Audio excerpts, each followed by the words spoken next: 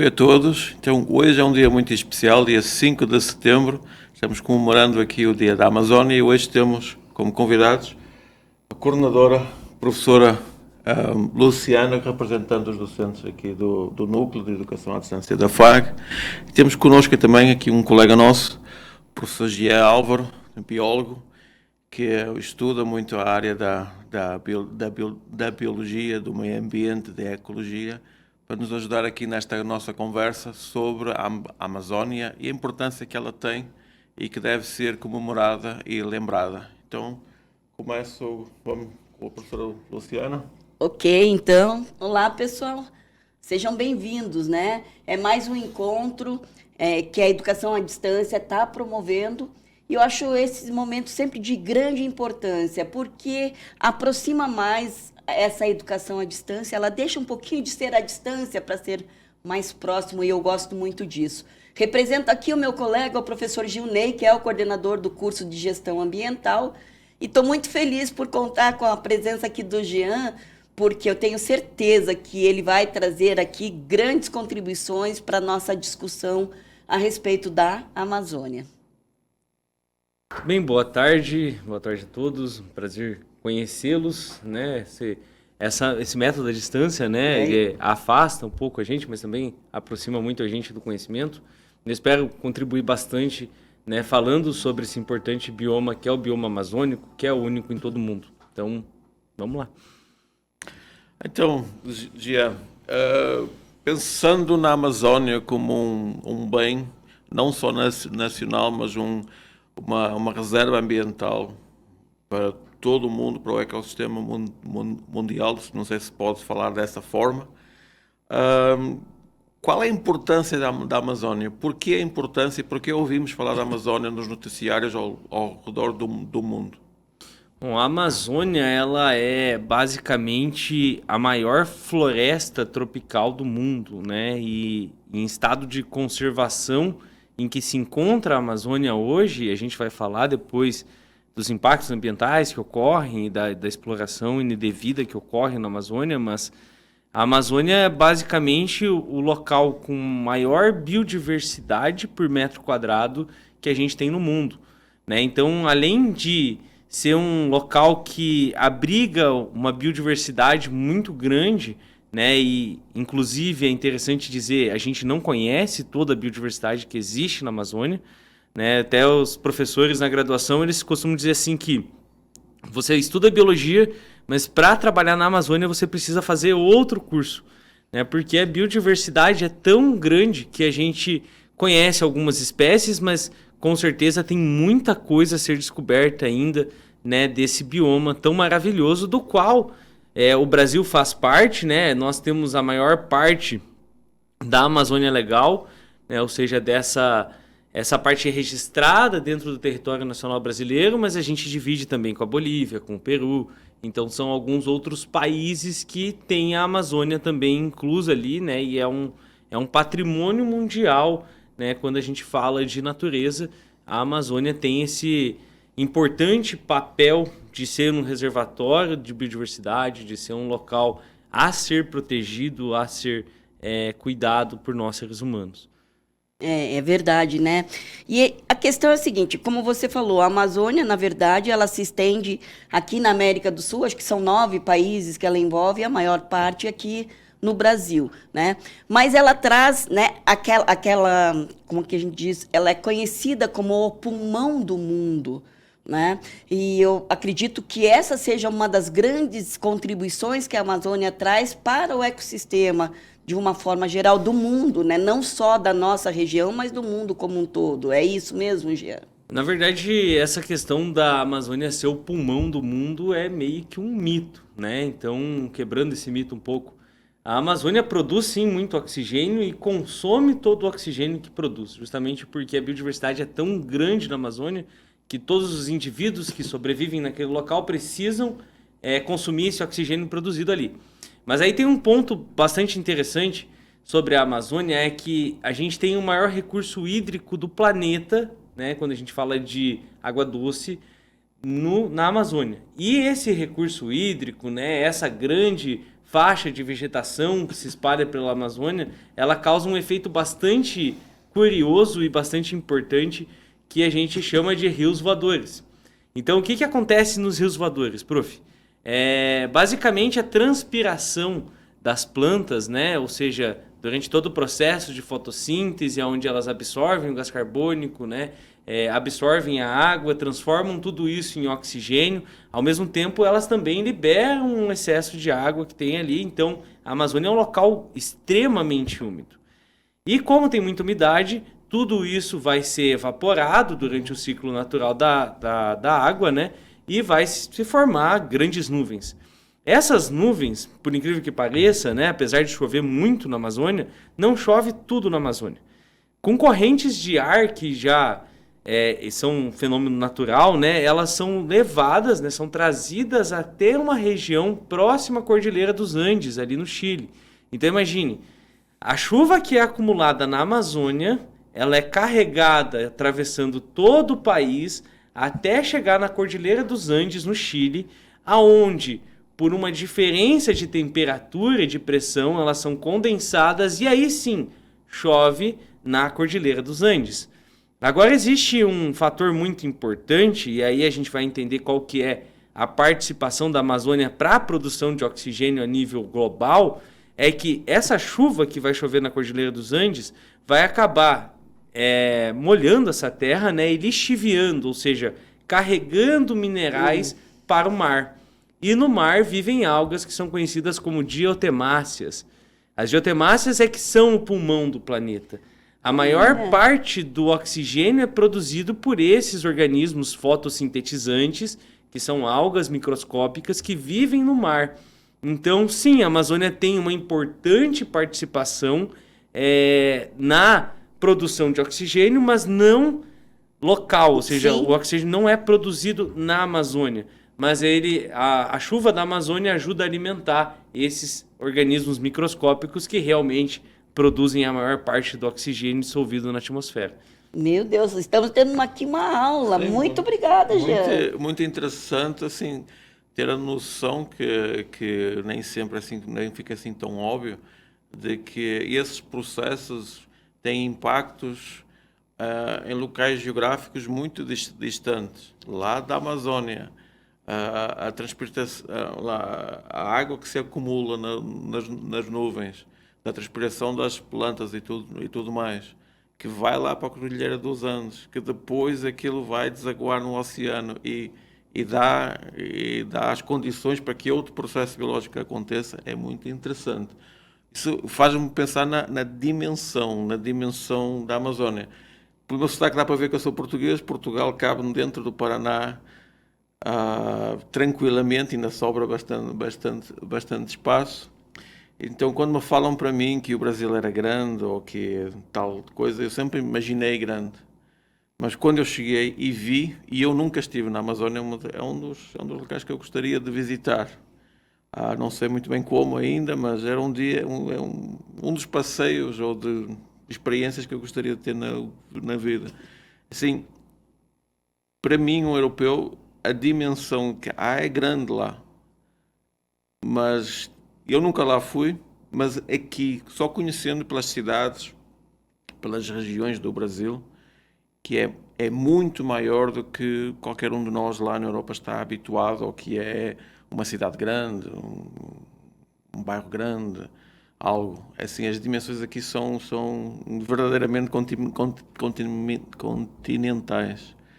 E para ter assim uma ilustração, as dimensões da Amazónia, que ela se estende por 9 países, ou pelo menos é compartilhada entre 9 países, sendo a maior parte no Brasil. Mas qual é a verdadeira dimensão em quilómetros, comparando, sei lá, por exemplo, o estado de São Paulo?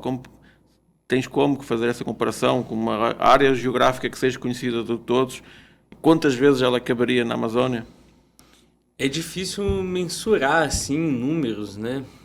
Mas a Amazônia é realmente muito grande, né? E com certeza, o maior bioma brasileiro e, com certeza, o maior bioma do mundo, né? Então, quando a gente fala de dimensão, e aí é interessante essa comparação de que Portugal cabe dentro do Paraná. Até não conheço Portugal, não sabia dessa informação. Pretendo conhecer Portugal um dia, vai saber. Mas a Amazônia, ela é o equivalente ao que seria 30% ou 40% do nosso país. Ela é muito grande. Então, a Amazônia é uma extensão territorial gigantesca, né? E o mais importante de tudo isso é que a Amazônia, ela abriga uma biodiversidade tão grande que a gente mal e mal conhece essa biodiversidade toda e não conhece todas as regiões que a Amazônia abriga. Né? Quando a gente pensa que a Amazônia ela se estende por 9 países, né, a gente precisa também entender que tudo isso vai ter diferenças na questão de altitude, na questão de temperatura, né, e todos esses fatores abióticos, que é como a gente chama isso em ecologia, favorecem ou desfavorecem espécies, e isso é que permite uma biodiversidade tão grande. Então a Amazônia, pelo tamanho que ela tem e pela configuração dessa mata, né, ela acaba por dar infinitas possibilidades para que a natureza se expresse de diferentes maneiras, né? Então, acho que até o pessoal consegue ver a imagem que está aqui, né? Aí abriu. Por exemplo, aquele sapinho azul que está ali na imagem, né? Aquele é um dendrobatídeo, né? É uma espécie de anfíbio que é extremamente venenoso. E ele se expressa, né, com essas cores vivas que a gente chama de apomatismo, né? Então ele dá uma advertência para o predador, avisando que ele é um animal venenoso, né? E o veneno dele é extremamente potente. E o motivo disso é porque a dieta dele é baseada em artrópodes que também são, né, por sua vez, agora peçonhentos e não venenosos, né? Então, só para a gente deixar claro, peçonhento é quem injeta a peçonha, né? Injeta a toxina. Venenoso é aquele que apresenta essa toxina na pele ou em glândulas, como acontece nos anfíbios, né? Então, veja só que interessante, a gente encontra diversas espécies de dendrobatídeos na Amazônia, né? E eles são conhecidos como sapo-flecha justamente porque os povos originários utilizavam do veneno desse cara para colocar nas flechas ali e conseguir caçar animais maiores, como antas, né, catetos e queixadas, etc. Então é bem interessante porque, no sentido geográfico da coisa, a Amazônia ela é tão diversa de forma abiótica quanto é biótica também. Então a gente tem um bioma com uma diversidade gigantesca, né? É bem interessante. E há também uma diversidade de tribos indígenas, de pessoas, né, que vivem, que moram na Amazônia, né? Sim, historicamente a gente tem e teve, né? Teve muito mais tribos que viviam na Amazônia, mas hoje, infelizmente, os povos originários eles foram pressionados, né, pela população branca, enfim, pelos colonizadores, né, que vieram para o Brasil. Não só os portugueses, tá, Alex? Mas também os espanhóis, os franceses, enfim. Toda essa exploração, né, na Amazônia acaba diminuindo a população desses povos originários, né? E que são um importante banco de dados de conhecimento sobre a Amazônia. Imagina que esses povos vivem lá há muito mais tempo do que a gente, né, tem como conhecimento este continente com o nome de Brasil, né? Ou seja, América do Sul. Antes de ser descoberta, já tinha povos originários aqui. Esses povos têm histórias, né, registros históricos e culturais sobre as diversas espécies que vivem na Amazônia. E o conhecimento deles é importantíssimo para a ciência. Então, é necessário também pensar nesses povos originários no sentido de proteger essa cultura, de proteger essas populações, para que essas populações elas consigam sobreviver, né, em meio a tanta pressão num mundo globalizado, num mundo capitalista. Então é importante que a gente reconheça a importância dessas nações e evite de qualquer forma prejudicar as reservas legais que são destinadas à proteção desses povos originários e da própria Amazônia também, né? Então eu acho muito interessante que a gente observe, e aí acho que um pouco a gente vai entrando no assunto do que são os impactos ambientais que estão acontecendo na Amazônia, né? Um dos principais pontos que eu acho que nos últimos anos assim foi capa de jornal, capa de revista, né? Notícia no Jornal Nacional, enfim, é a questão do garimpo ilegal, né? Então, o garimpo ilegal na Amazônia, ele basicamente em busca de ouro, né, e outros minerais, acaba se explorando uma área que antes era protegida, muitas vezes dentro da área desses povos originários, desses povos indígenas, né, e por processos químicos que são utilizados para a revelação do ouro, a gente tem uma contaminação por metais pesados, principalmente o mercúrio. E aí a gente tem um outro impacto ambiental enorme acontecendo, porque o mercúrio, obviamente, vai lixiviar, né, com a água da chuva ou com a água da própria mineração, vai ir para os rios, por sua vez vai contaminar o rio, que por sua vez contamina o peixe, e que por sua vez vai acabar na mesa do ribeirinho ou daquele povo indígena. E aí a gente tem diversos relatos de mortes ou de adoecimento desses povos justamente pela presença de metais pesados no alimento, né, principalmente no peixe. Então a gente tem um grande impacto ambiental acontecendo na Amazônia, que até então deveria ser uma região a não ser explorada, né, uma vez que a Amazônia, como um patrimônio natural mundial, tem muito mais valor do que qualquer outra atividade comercial dentro das terras amazônicas. Né? É muito difícil, talvez, para mim que sou biólogo é muito fácil entender isso, mas para quem é economista, administrador, né, prof, falando em valores, em dinheiro, né, a natureza tem o seu valor. Por exemplo, existe um valor determinado para cada onça pintada que existe no mundo. Existe um valor, tipo em dinheiro, assim, em reais, existe um valor. Mas esse valor não está no bolso de ninguém, né? Está solto lá na natureza. Então, a ganância do povo humano leva à destruição dos habitats. E, infelizmente, para a Amazônia, né, e infelizmente para nós, principalmente, porque o nosso bioma, e aí eu não sei se vocês sabiam dessa informação, não sei, prof, você é paranaense? Eu sou paranaense. Paranaense, né? Bom, o nosso o português aqui, você veio para o Brasil e ficou no Paraná. Estou aprendendo, exatamente. Então, exatamente. Beleza, você já é paranaense também, estou te dando o título de paranaense nesse momento. O nosso bioma, que é a Floresta Atlântica, mas especificadamente, quando a gente fala do Paraná, nós estamos falando de floresta ombrófila mista. A floresta ombrófila mista é caracterizada assim porque existem araucárias. Né? A araucária angustifolia, que é a nossa espécie de araucária, essa que é emblemática, símbolo do Paraná, também conhecida como pinheiro do Paraná, é única em todo o planeta. Esse tipo de floresta que a gente tem no Paraná é único no planeta e é único no Brasil também. Só que a gente tem somente 5% do remanescente florestal. Ou seja, de toda a mata que já existiu no Paraná, né, existe apenas 5% de floresta ombrófila mista ainda preservada. Né? Então, quando a gente fala de 5%, a gente está falando de pequenas regiões preservadas. Né? A gente tem o Parque Nacional do Iguaçu, que é maravilhoso, né? Mas que ainda assim é uma pequena área preservada da nossa floresta original. Né? E depois a gente tem pequenos fragmentos de mata.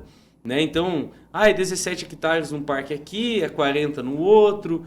Então, sempre fragmentos pequenos. E isso dificulta o fluxo gênico das espécies e leva muitas espécies à extinção por um processo que a gente conhece como vórtice de extinção. Então, imaginem que uma população ela diminui a um tamanho tão pequeno que não há mais variabilidade genética para sustentar a reprodução dessa espécie. E aí vai diminuindo. Aonde que eu quero chegar com isso? Isso aconteceu no Paraná e para acontecer na Amazônia, basta alguns anos de exploração. Então, é o momento da gente começar a se preocupar porque os impactos ambientais que ocorrem na Amazônia ocorrem em ritmo acelerado. Né? Então, a gente tem atividade de grileiros, de garimpo ilegal, né, de derrubada, desmatamento de árvores dentro da Amazônia Legal, que seria locais a serem protegidos. Né? Várias queimadas todos os anos e tudo isso vai causar um enorme impacto ambiental. Então, por mais que a gente olhe para a Amazônia e pense, nossa, a Amazônia é tão grande, né? A gente falou há pouco que a Amazônia é muito vasta, é um bioma gigante, mas que aos poucos, com a ação humana, ela tende a diminuir de forma muito rápida. E esses impactos ambientais que são causados dentro do bioma amazônico, eles vão ter impactos diretos às espécies que vivem ali. Há pouco a gente falava, por exemplo, dos anfíbios, né? anfíbio é extremamente sensível a qualquer alteração atmosférica. Ou seja, se a gente tem poluição do ar, né, então a queimada, por exemplo, já é um fator de risco para espécies de anfíbios. Então, se há queimada numa área onde tem uma espécie de anfíbio que é endêmico, ou seja, que só existe ali, a gente tem uma grande chance de perder essa espécie por um impacto ambiental tão simples quanto, né, um ser humano tacando fogo no mato. Então, é bastante preocupante assim, o estado da Amazônia hoje, como a gente vê ele hoje, porque a gente percebe que estão explorando a Amazônia e estão explorando da forma incorreta.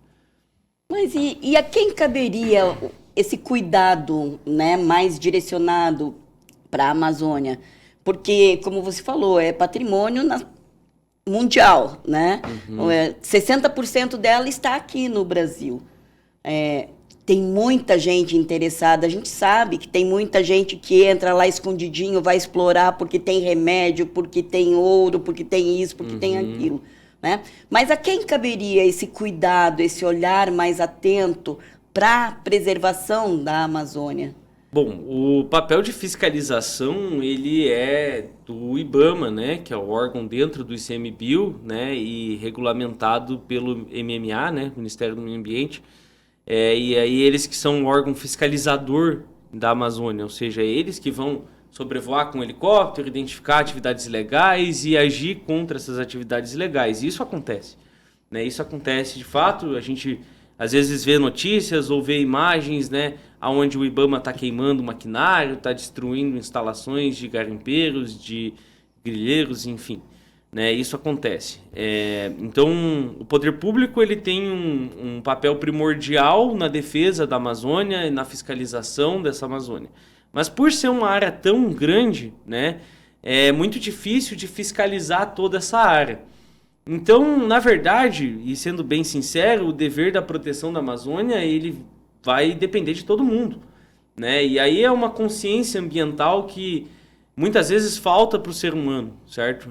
A gente que estuda biologia, a gente às vezes até parece ser meio louco, né? Eu já ouvi assim, já não seja eco-chato, né? Porque a gente cobra que a gente proteja a natureza, que não se jogue lixo no chão, que, né, se tomem atitudes mais sustentáveis, mas a realidade é que se houvesse a exploração da Amazônia num sentido mais científico do que em busca de lucro, muito provavelmente a gente teria mais descobertas e menos destruições.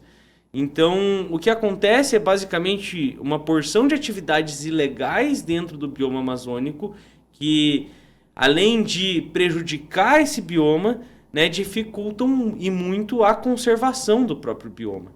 Então, todo o poder público, mas também a sociedade civil tem o dever cívico de proteger esse que é um dos biomas mais importantes do mundo. Né? E aí, se a gente não tomar essa consciência, não adianta a gente cobrar o governo X ou o governo Y, porque não é o presidente, não é o Senado, não enfim, os órgãos públicos, né, legislativo, que vai realmente fazer a diferença. Não adianta a gente tombar leis ambientais, porque as leis ambientais existem desde 1980, né, da década de 80 a gente começa a ter o surgimento das principais leis ambientais no Brasil, se a gente não tem conosco o compromisso ecológico, né, o compromisso ambiental que nós deveríamos ter. Então isso vale para qualquer bioma, não só para a Amazônia, mas para o nosso, que já é um bioma super fragmentado, de procurar proteger as espécies que existem aqui também, de tomar atitudes mais sustentáveis, né, e de pensar com um olhar mais crítico quanto ao meio ambiente para que a gente possa garantir a sobrevivência do nosso planeta. Então, pelo que eu estou entendendo, o verdadeiro valor da Amazônia não é tanto na madeira que se extrai, no minério que se extrai, ok, tem valor, tem aquele valor naquele momento que se está extraindo, mas depois de extraído não sobra nada.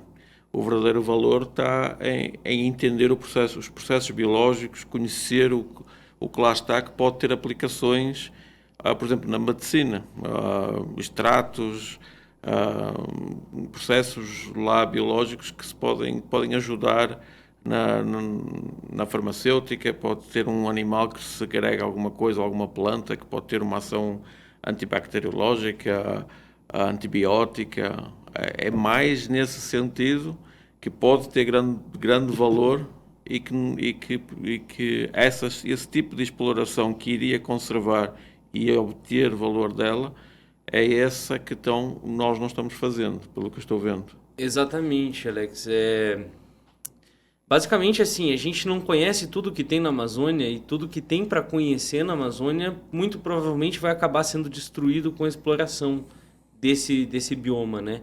Então, quando se fala em explorar a Amazônia, deve-se explorar no sentido científico, né? E aí sim, vai ter avanços na medicina, na farmacologia, né? E é interessante porque nós, seres humanos, nós somos animais, né? Então, assim, às vezes a gente se ofende, a gente fala assim, você é um animal. Você é um animal, você é um primata, né? Você descende dos primatas, dos macacos, né? Nós apenas somos um gênero de macacos, de símios, né? Que é o Homo, né? O Homo sapiens. Então, nós somos uma espécie de animal. E todo o ecossistema, ele te entrega serviços ecológicos. Jean, mas eu tenho supermercado, eu não utilizo meus serviços ecológicos nenhum. Você utiliza serviços ecológicos. E você utiliza serviços ecológicos todos os dias. Você utiliza serviço ecológico quando você bebe água. Você utiliza um serviço ecológico quando respira, quando se alimenta. Porque se não fosse a polinização por parte dos polinizadores, né, das abelhas, entre outros animais polinizadores, e isso inclui até mesmo os morcegos, que muita gente tem preconceito com o morcego, não sabe que o morcego é um polinizador, é um importante dispersor de sementes, né, é ele que espalha as sementes das frutas pelos biomas para poder ir plantando as árvores, né, entre outros animais que prestam esse serviço ecológico, você não teria alimento, por exemplo. Então, de nada adianta um produtor de laranja ter 300 mil pés de laranja se não existe abelha para polinizar as flores da laranja, senão não tem fruto. Então, a gente precisa olhar para o planeta no sentido de entender que, embora a gente tenha tecnologia, embora a gente tenha supermercado, a gente tenha shopping, a gente tenha cinema, a gente não é nada se esse planeta parar de funcionar. A gente não sobrevive no planeta se o planeta não tiver os N recursos ecológicos, né, e trabalhadores ecológicos que sustentam esse planeta. Nós somos apenas um outro ser vivo vivendo num planeta e sendo servido por esse planeta. Então é importante que a gente pense nesse sentido a fim de entender mais como funciona o nosso planeta, e aí existe uma falha muito grande na sociedade em não conhecer biologia, em não estudar biologia, em não se interessar por biologia porque você mal entende o planeta onde você vive. É a mesma coisa que você morar numa casa que você não conhece.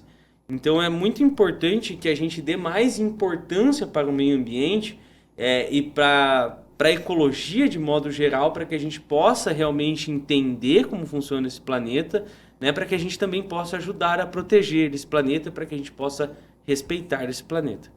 E é verdade, né? A gente reclama dessas variações climáticas que a gente vem sofrendo aí, né? No mesmo dia frio e de repente calor e tal, sem aquela questão das estações do ano bem definidas como a gente tinha lá no começo.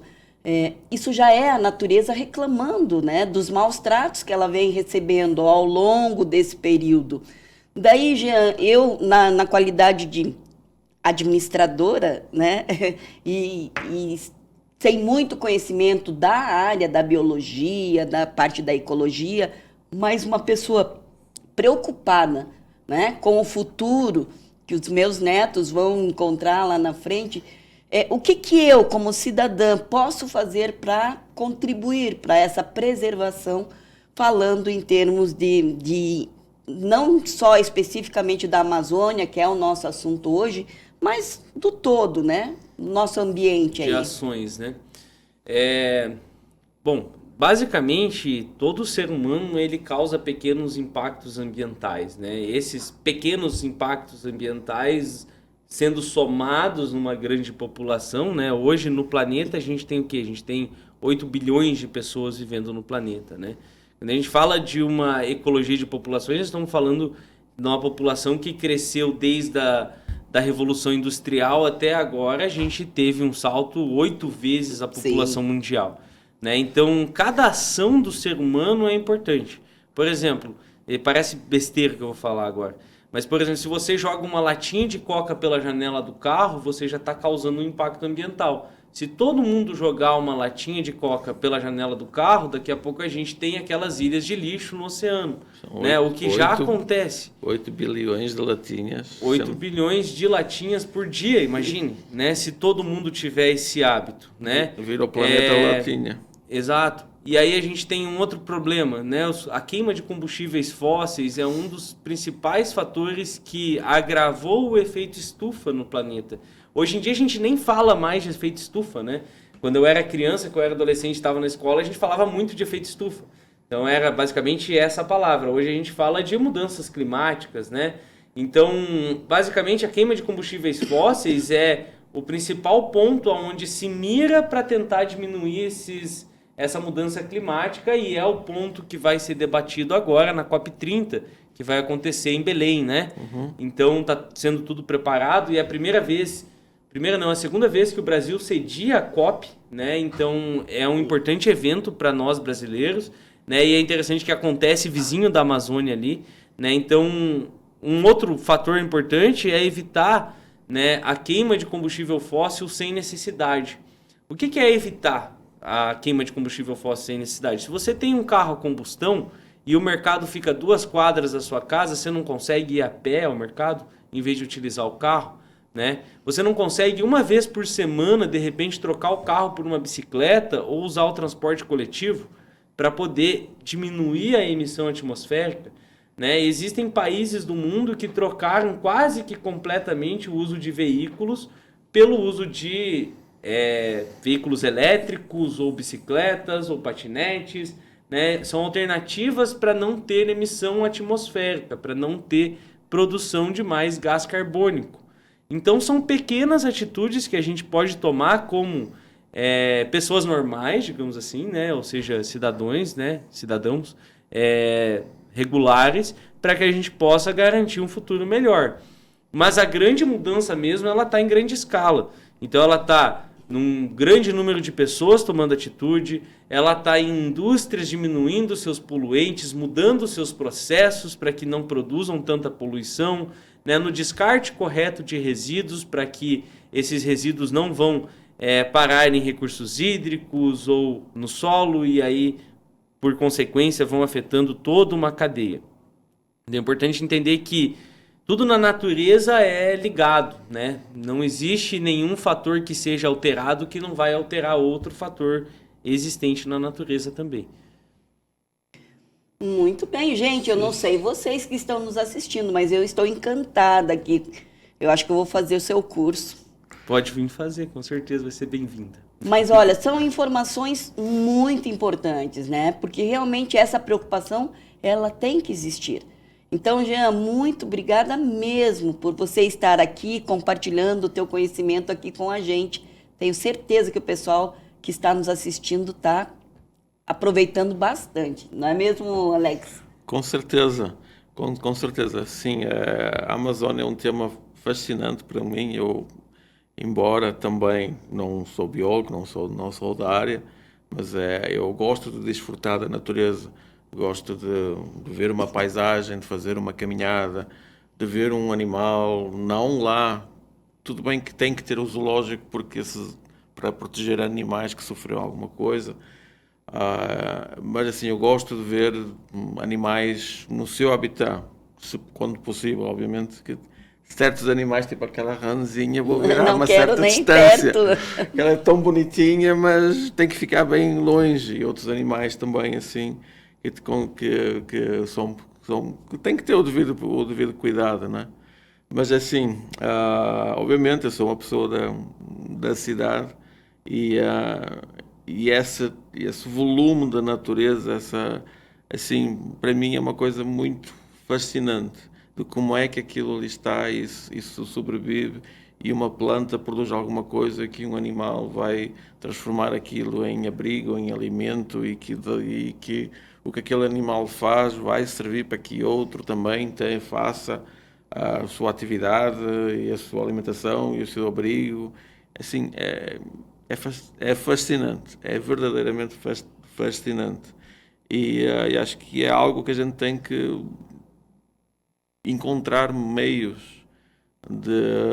Obviamente, todo mundo, o homem moderno, a maneira que encontrou de viver em sociedade é produzir algo e trocar algo por algo, ter valor e tudo mais, mas encontrar formas de continuar a ter o seu valor, fazer o seu comércio, fazer as suas coisas, continuar a ter progresso e tudo mais, que eu, possivelmente hoje um motor de um carro é menos poluente do que era há 20 anos atrás.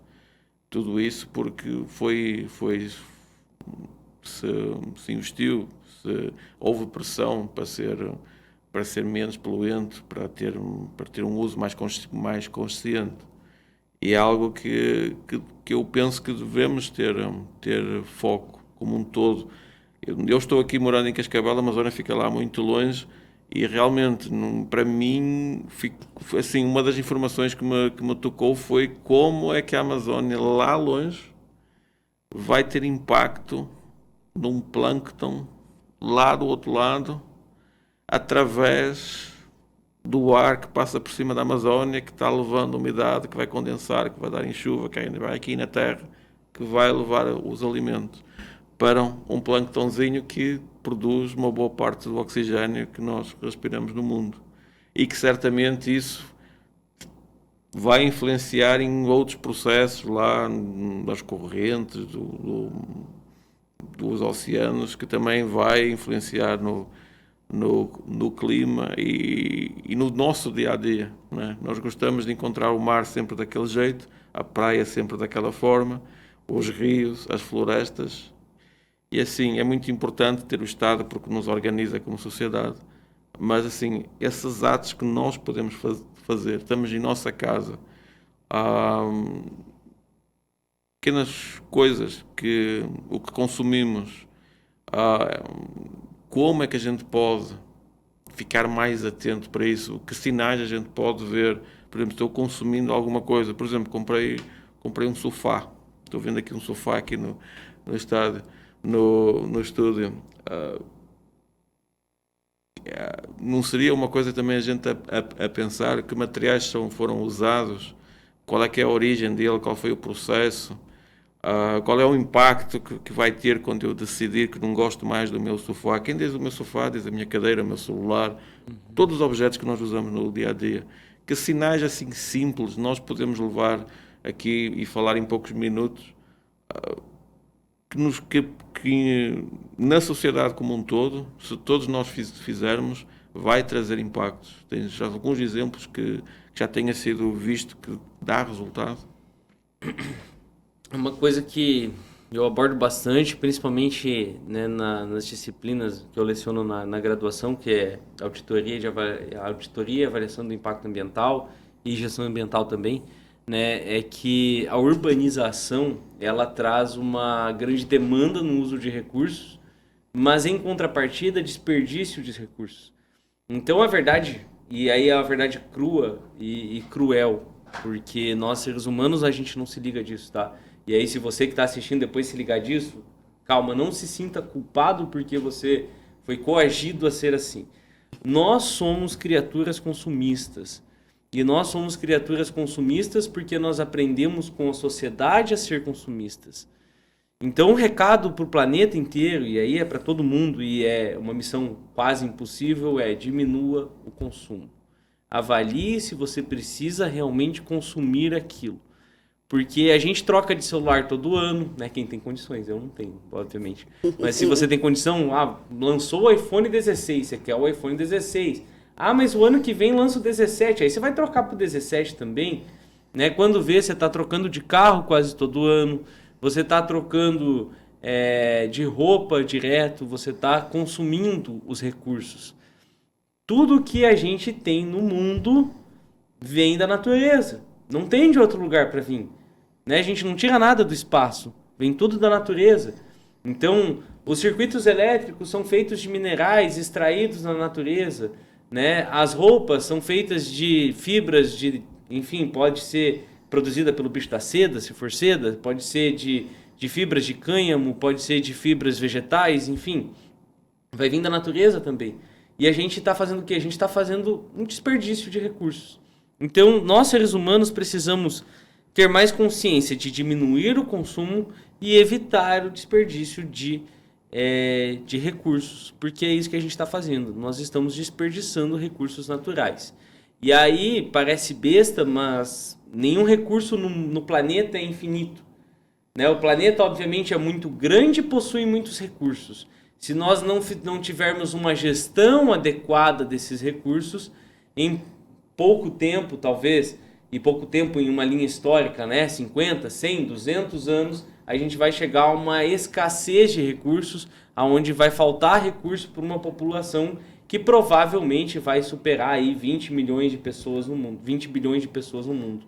Então, existe uma preocupação muito grande com o crescimento populacional humano e com a quantidade de recursos necessárias para produzir alimento para todo mundo, para produzir roupa para todo mundo, para produzir mais tecnologia para todo mundo. Né? Então, essa é uma preocupação real. Né? Aonde que o nosso planeta vai parar quando a gente atingir a capacidade de suporte do nosso planeta? Né? Existe uma capacidade limite para uma população existir em um ambiente. Né? E qual será a capacidade de suporte do nosso planeta para a população humana? Aí fica o questionamento para vocês, é mais para vocês devagarem nesse pensamento crítico mesmo. Eu acho que é bem isso, né? Que fique aqui a mensagem para que a gente coloque a mão na consciência e entenda, tem que partir de cada um de nós. Não vamos esperar o outro tomar uma atitude. Vamos ser os pioneiros, vamos mudar alguma coisa no nosso comportamento para que provoque mudanças lá na frente, né? Mas eu acho que o nosso tempo está meio... Está se esgotando, Está se esgotando, então, mais uma vez, pessoal, muito obrigada por vocês estarem aqui conosco, né? Por participarem desse nosso encontro. Jean, muito obrigada. E eu tenho certeza que nós vamos te chamar mais vezes, porque é um assunto muito relevante e você fala de uma forma tão tranquila, assim, que é de fácil compreensão. Então, eu só tenho que agradecer, né? Alex, obrigada também por estar aqui com a gente, né? Obrigado a ambos. E obrigado por terem assistido. E fica aqui, então, o nosso conselho. Neste dia da Amazónia, não só neste dia, mas todos os dias do ano, avalie durante um segundinho, será que eu realmente preciso? Aquele sentimento que às vezes pode parecer avarento ou que antiquado, que nunca ouvíamos falar nos nossos pais e avós, de coisas simples, que o caderno é para escrever, as páginas são para escrever dos dois lados, o lápis é para escrever até ao final, a caneta, tudo que era usado, que na época era por necessidade, porque as coisas tinham o seu custo, hoje continuam a ter o seu custo e são mais acessíveis. Mas temos que pensar que o planeta não é infinito e que usando conscientemente tudo no nosso dia a gente pode estar ajudando a própria Amazónia, estando a centenas ou milhares de quilómetros longe dela. Ok? Muito obrigado a todos, uma boa tarde para todos. Obrigado, foi um grande prazer estar aqui com vocês e a gente se vê na próxima então. Com certeza. Até mais.